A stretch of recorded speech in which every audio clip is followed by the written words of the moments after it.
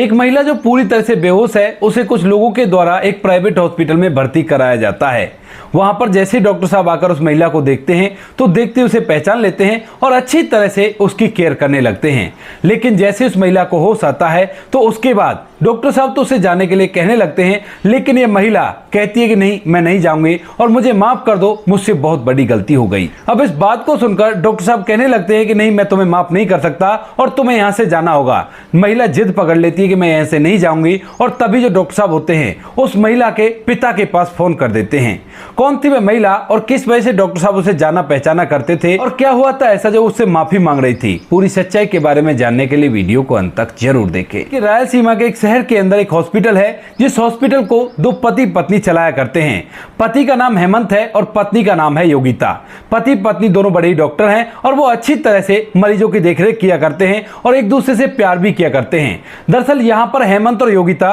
दोनों ने एक ही मेडिकल कॉलेज से अपनी पढ़ाई लिखाई की थी और उसके बाद एक साथ में जब उनकी पढ़ाई लिखाई हो गई थी और वो लोग डॉक्टर बन गए थे तो उन लोगों ने अपने घर वालों से कहकर अपनी लव मैरिज को अरेंज मैरिज में कराया था, क्योंकि कॉलेज के अंदर ही वो दोनों एक दूसरे से प्यार कर बैठे थे। और उसके बाद उन लोगों ने फैसला कर लिया था कि जब वो अच्छी तरह से कामयाब हो जाएंगे तो वो दोनों एक साथ शादी करेंगे, लेकिन घर वालों की मर्जी से। और यहाँ पर घर वालों को जब पता चलता है कि लड़की भी डॉक्टर है और लड़की वालों को पता चलता है कि लड़का भी डॉक्टर है, तो वो लोग भी इस बात पर कोई भी मनाही नहीं करते हैं और कहते हैं कि ठीक है, अगर तुम लोग चाहते हो तो बेशक से शादी कर लो। घर वालों ने उनकी धूमधाम और रीति रिवाज के साथ शादी करा दी थी और शादी होने के बाद दोनों पति पत्नी अपना एक हॉस्पिटल खोलते हैं, क्योंकि योगेश के पिता के पास अच्छा खासा रुपया पैसा है और रुपए पैसों को उसे कोई भी दिक्कत नहीं है। तो वह अपने बेटे के लिए शहर के अंदर एक काफी अच्छा हॉस्पिटल खुलवाता है, जिसके अंदर ढेर सारी सुविधाएं थी और वहीं पर दोनों पति पत्नी रहकर उस हॉस्पिटल को चलाने लगते हैं। सब कुछ अच्छी तरह से चल रहा था, कोई भी कैसी भी दिक्कत नहीं थी। पति पत्नी दोनों एक दूसरे से प्यार किया करते थे और दोनों एक दूसरे की भावनाओं की कदर किया करते थे।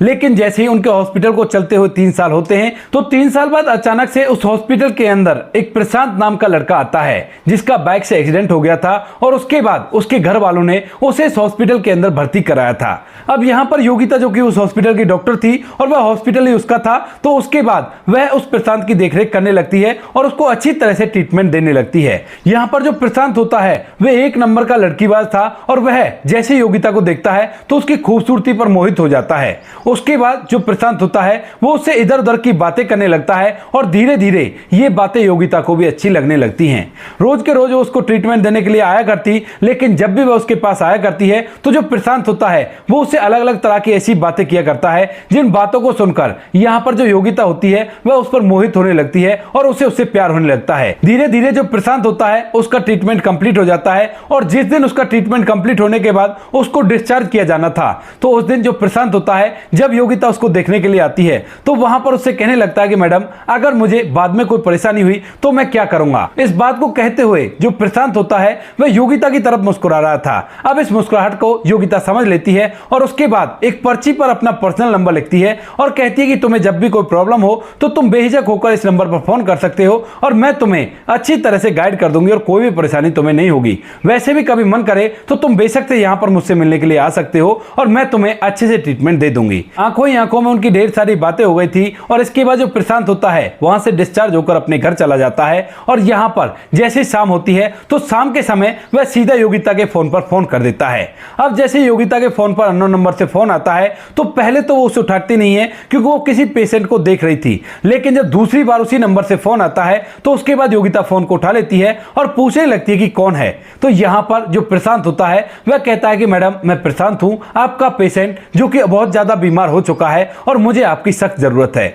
अब इस बात को सुनकर योगिता कहने लगती है कि क्या हुआ तुम्हें और क्या बीमारी है। तो यहाँ पर जो योगेश होता है वो कहने लगता है कि मुझे दरअसल दिल की बीमारी हो गई है और लगता है कि अब मैं आपके बिना नहीं रह सकता और मैं आपसे प्यार करने लगा हूं। अब इधर जो योगिता होती है उसके दिल में भी कुछ ना कुछ चल रहा था, क्योंकि अब उसका पति काम धंधे में ज्यादा ही व्यस्त रहा करता है और वह उस पर ज्यादा ध्यान नहीं दिया करता, लेकिन प्रशांत पूरा अटेंशन उसी पर दे रहा था। तो इसी वजह से वह भी उससे प्यार करने लगी थी और पहले तो उससे मना करती है, लेकिन जब यहाँ पर प्रशांत बार बार उससे कहता है तो उसके बाद वह भी अपने प्यार का इजहार प्रशांत से कर देती है और अब दोनों एक दूसरे के साथ घंटों तक बातें करने लगते हैं। धीरे धीरे कुछ समय समय बीतता है और कुछ समय बाद जो योगिता होती है वह अपने पति हेमंत से अलग तरह की लड़ाई करने लगती है। ऐसी लड़ाई आज तक उसने नहीं की है और छोटी छोटी बातों पर चिड़चिड़ी हो जाया करती और उसके बाद नाराज होकर अपने कमरे में अकेली सो जाया करती, क्योंकि रात के समय उसे प्रशांत से बात करनी होती थी। तो इसी वजह से वह अपने पति से दूरियां बढ़ा रही थी। एक दिन जो हेमंत होता है वह इस बात की तह तक जाना चाहता है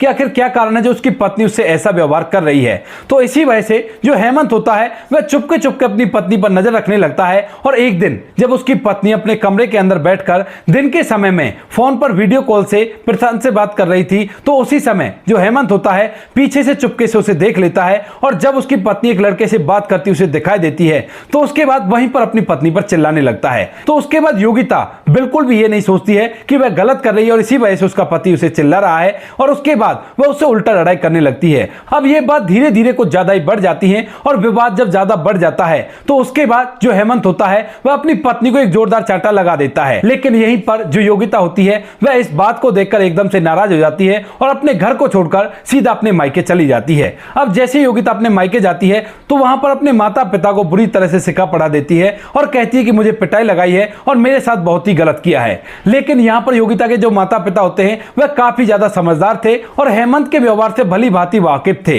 इसके बाद वह लोग कहने लगते हैं कि बेटा ऐसा तो नहीं हो सकता, लेकिन जब बेटी रो रो कर ये सारी बातें कहती है तो वो लोग भी इस बात पर विश्वास कर लेते हैं। उसके बाद जो योगिता होती है वहीं पर रहने लगती है, लेकिन हेमंत उसे मनाने के लिए नहीं जाता है। तभी एक दिन अचानक से जो योगिता का पिता होता है वह ये सोचने लगता है कि बेटी कब तक यहाँ पर रहेगी और मैं जाकर दामाद जी से बात करता हूँ। यही सोचकर वह घर में बिना किसी को बताए सीधा हेमंत के हॉस्पिटल पहुंच जाता है और वहां जाकर हेमंत से बात करने लगता है। लेकिन जैसे वो हेमंत से कहता है कि बेटा ऐसी क्या बात हो गई और तुम क्यों अपनी पत्नी से नाराज हो, बेटी को ले आओ और अपने साथ रखो, कोई बात नहीं, घर के अंदर ऐसी नोकझोंक हो जाया करती हैं। तभी जो हेमंत होता है अपने ससुर को पूरी बात बता देता है और कहता है कि बाबूजी मैं तो उसे अपने साथ ही रखना चाहता हूं, लेकिन वो गलत व्यवहार किया करती है और इसी वजह से मैं उसे अपने साथ नहीं रख रहा, क्योंकि मेरे होते हुए जब वो किसी और लड़के से बात करेगी तो ये बात मुझसे बिल्कुल भी सहन नहीं होगी। इस बात को सुनते पिता के पैरों तले से जमीन खिसक जाती है और वो सोचने लगते हैं कि ऐसा क्या हो गया जो मेरी बेटी ऐसा कर रही है, क्योंकि इस लड़के से भी उसने प्यार करके ही शादी की थी।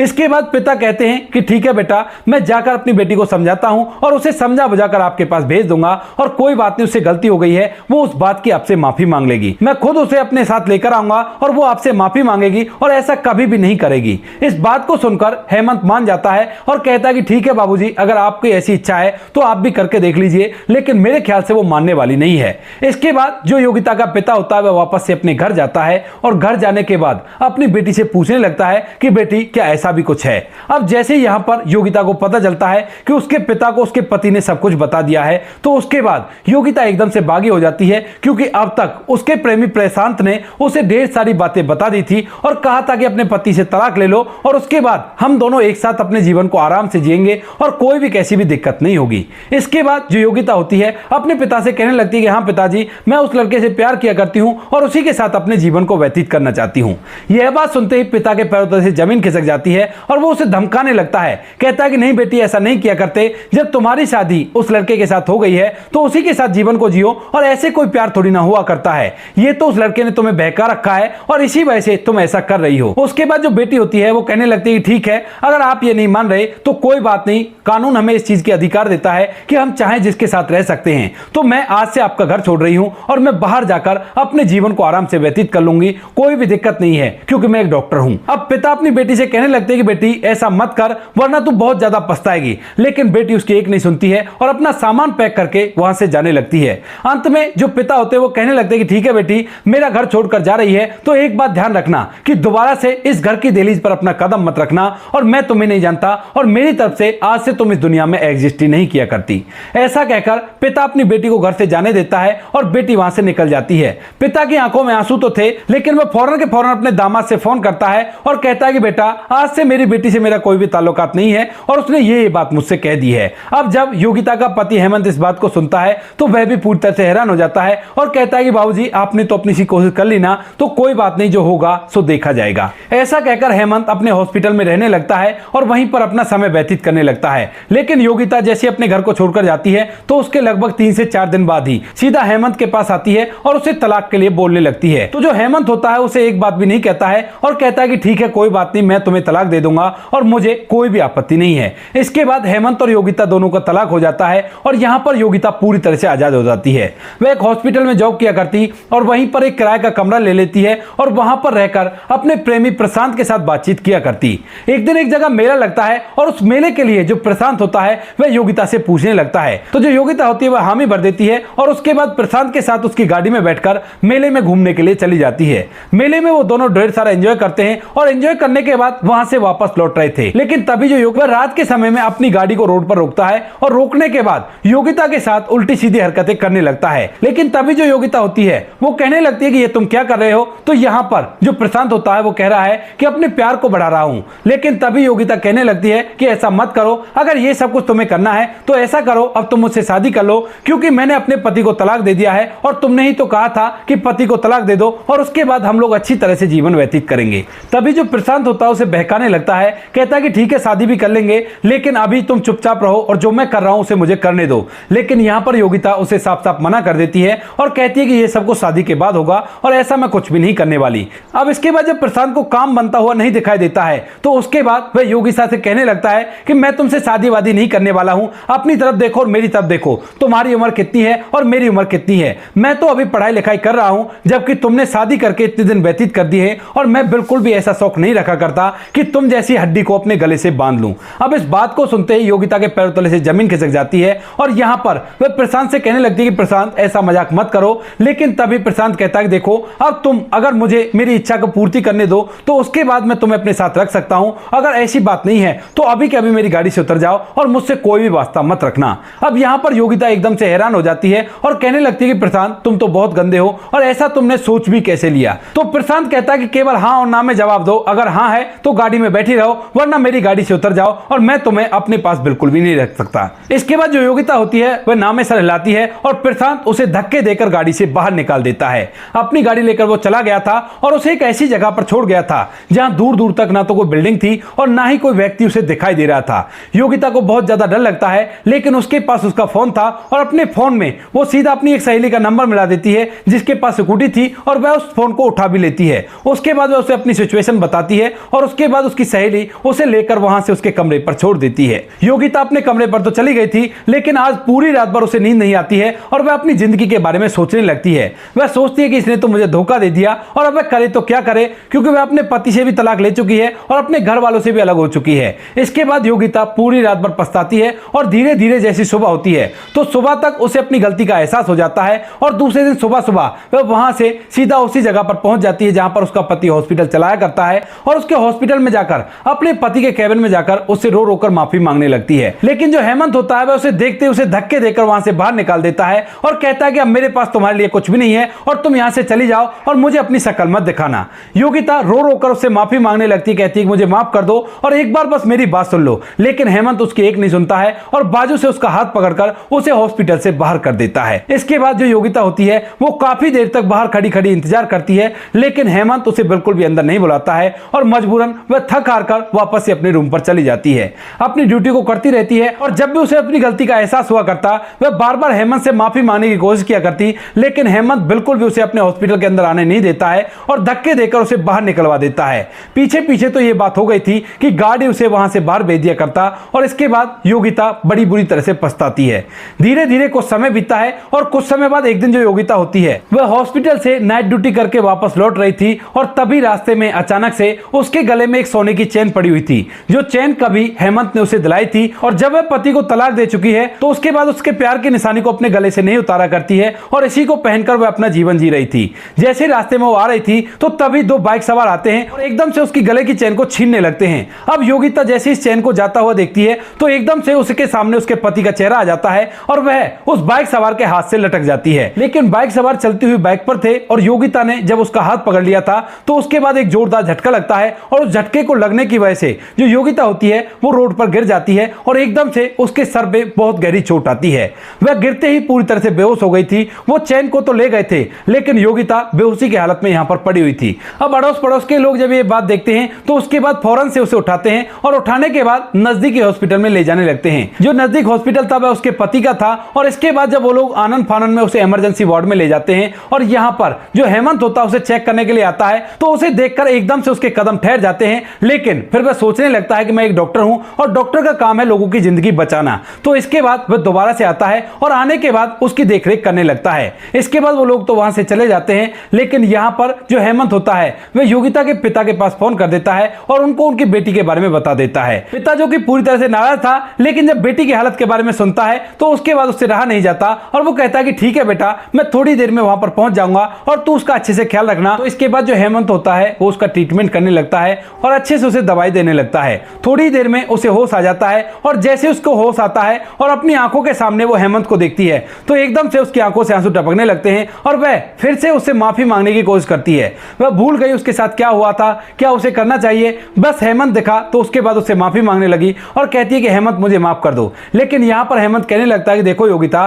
फिलहाल तुम्हारी हालत नाजुक है और तुम थोड़ी देर आराम करो, उसके बाद जब तुम ठीक हो जाओ तो उसके बाद यहां से चली जाना, मैं तुम्हें बिल्कुल भी नहीं रोकूंगा और मुझसे माफी मांगने की कोई जरूरत नहीं है, क्योंकि जो कुछ भी तुमने किया है वो बिल्कुल भी ठीक नहीं किया है। तुम्हारे जाने के बाद मैं बहुत ज्यादा पछताया था और बहुत ही ज्यादा परेशान हुआ था। अब उन चीजों को वापस तो नहीं लाया जा सकता, लेकिन मैं इतना जरूर कर सकता हूं कि तुम जैसी महिला को दोबारा से अपनी जिंदगी में नहीं ला सकता। इसके बाद जो योगिता होती है वो फूट फूट कर रोने लगती है और रोते हुए आज तो पूरी बात बयां कर देती है, क्योंकि हेमंत आज उसे यहां से नहीं निकाल सकता। जब हेमंत ये पूरी बात सुनता है कि किस किस तरह से प्रशांत ने उसका फायदा उठाना चाहा था लेकिन उसने मना कर दिया, तो वो कहने लगता है कि ये तो तुम अपनी मुंह जबानी बता रही हो और इस बात का क्या सबूत है कि तुमने ऐसा कुछ नहीं किया। तो अच्छा यही होगा कि तुम आराम करो और आराम करने के बाद जब तुम ठीक हो जाओ तो यहां से चले जाना। ऐसा कहकर जो हेमंत होता है वहां से चला जाता है और योगिता फूट फूट कर रोने लगती है। थोड़ी देर में योगिता का पिता भी वहां पर आ जाता है और यहां पर रिसेप्शन पर उसे बता दिया जाता है कि आपकी बेटी फलाने कमरे में है। जैसे योगिता का पिता वहां पर आता है तो पिता को देखकर भी बेटी की आंखों में आंसू आने लगते हैं और वह अपने पिता से रो रो कर माफी मांगने लगती है।